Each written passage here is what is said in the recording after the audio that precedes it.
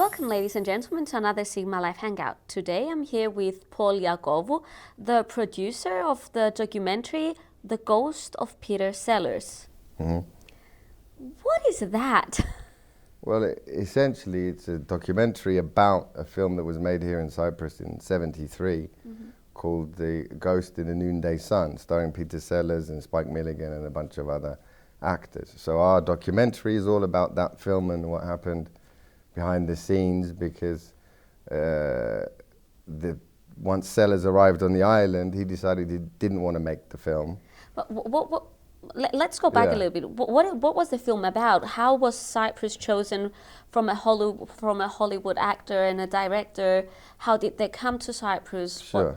What did they want to get out of Cyprus? What was the scenery about? Okay, it was a 17th century pirate comedy, and the setting was supposed to be Algiers, and because of Kyrenia Castle, they decided it's a perfect location, and the moat coming in and this, that and the other. So it was the Pirates of the Caribbean in Algiers, in Cyprus absolutely. at the time. Yeah, exactly, yeah. And hopefully we're going to be talking to Johnny Depp, because he's a friend of Medak's, our director, and he's made the only successful pirate movie. There's never been any successful pirate movies.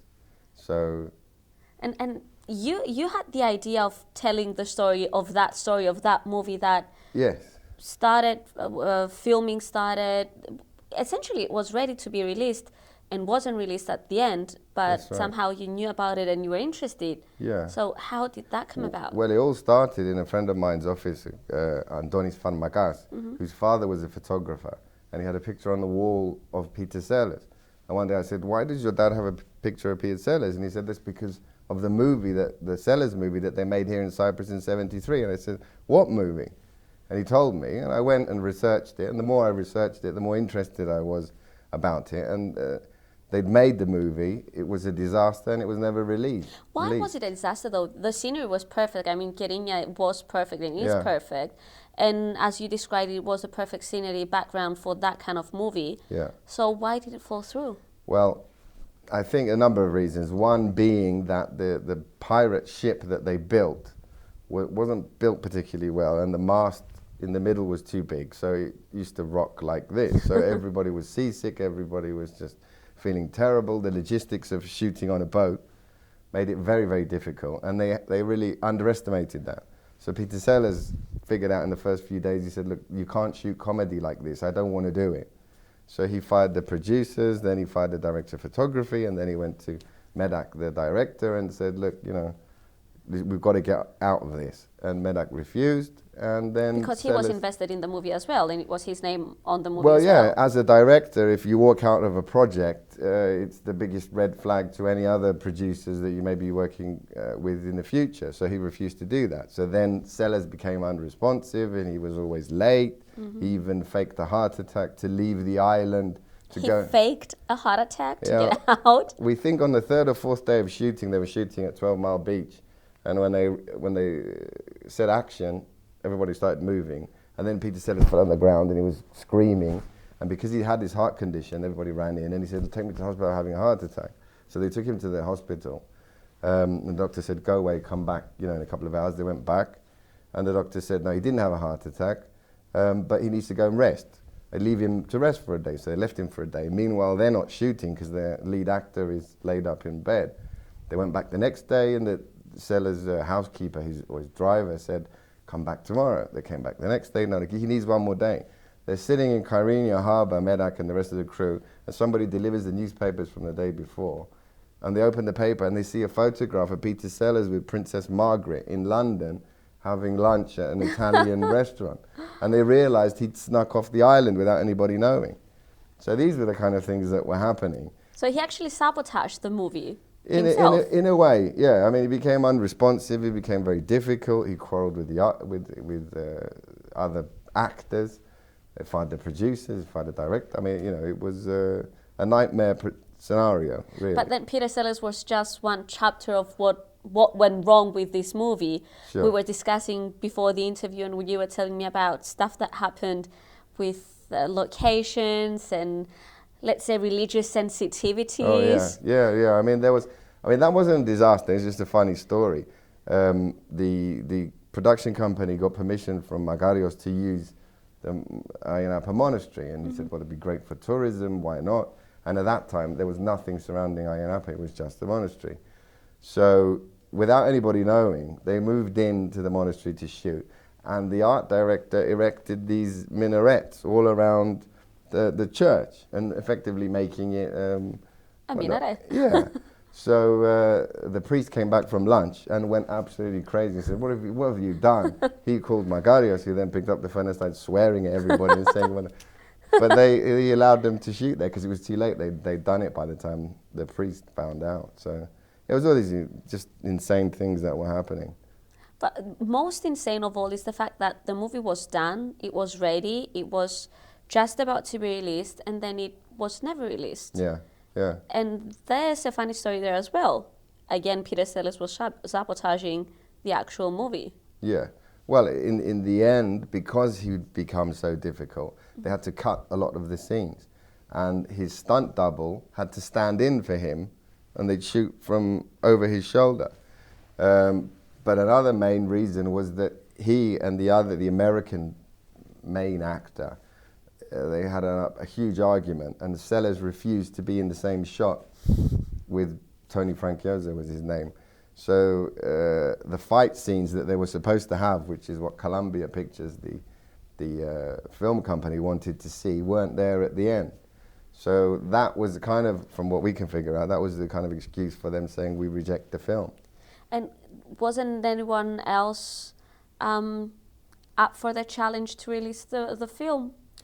Or there were contracts that were bound to Columbia? They said they owned the film for X amount of time. And yeah. Eventually what happened was the film, because it was made for Columbia, Columbia rejected it.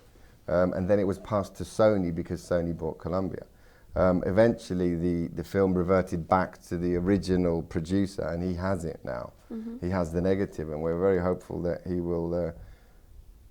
maybe have it rescanned and released. I mean, and that's what started the whole project for me, the thought of going to the cinema and watching Kyrenia and Ayia and all the surrounding areas on a big screen. And that is another aspect, because you were at a friend's house, you saw a picture, you learned about the story, and then it all spiraled, and you said, I want to do this, I want to learn more, and I want to teach people more. Sure. But now it's even bigger than that. Yes. Because we don't even get to see Kyrenia like that anymore.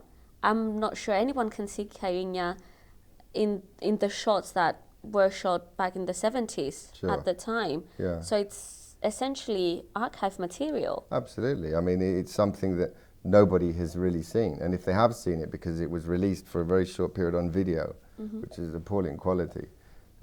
So the thought of seeing 35mm footage shot by a Hollywood film crew and in helicopters, and I mean, it's just unbelievable. So it becomes an archive. I mean, it belongs to Cyprus in that sense, that, you know, the people of Kyrenia particularly, now are refugees, you know, they were involved in the production. They were always standing in the harbour. They were watching everything going on. You know, they never saw the movie. Have you spotted people that were present during shooting? Yeah, well, one of the people was Andreou, who was, I think he was the head of the pirates. So we interviewed him, and we interviewed him in Ayia Monastery with Medak, the director. And they hadn't seen each other, obviously, for 43 years. That must have been emotional. It was. I mean, he never thought, either Medak, our director, or Andreou ever thought they'd meet again, and definitely not to talk about this production. But Costa was telling us a story that they had 350 extras from all the villages around to fill the monastery. And then lunchtime came, and they brought all the food and the drinks and things. And these were for the actors. So Costa Andreou and his acting crew, they queued up in a line to be fed. And the production manager said, look, I'm sorry, but this is for the actors. He said, what do you think we are? We're not actors. And they said, well, I'm very sorry, but we don't have anything for all of you.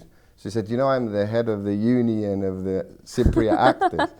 And the production manager said, well, what's that got to do? Well, I think we're going to go home now. We're going to go home. We're going to go and have our bread and our olives. And then we're going to have a sleep. And then if we wake up and we feel like coming back, we're going to come back. And they took all their clothes and they threw them on the floor. And they all left. Some of them left. Some of them came back. Some of them didn't come back. And he told an interesting story that Peter Sellers heard the commotion and came and said, what's going on? And Costa told him. And Peter Sellers gave them, red carpet treatment, according to Costa. I'm not sure whether it's 100% true, but it was a good story anyway. Well, the thing is, if he was sabotaging the film, that would have been good news to him. Yeah, but then exactly. trying to keep them. Yeah. Well, it just shows you the complexities of Peter Sellers. I mean, he was very complicated in many, many ways. Oh, yeah. But I think he liked ordinary people that weren't involved in film. From all the people that we've spoken to, he's always been fantastically nice to them. So, getting into the documentary, what did you want to get out of it?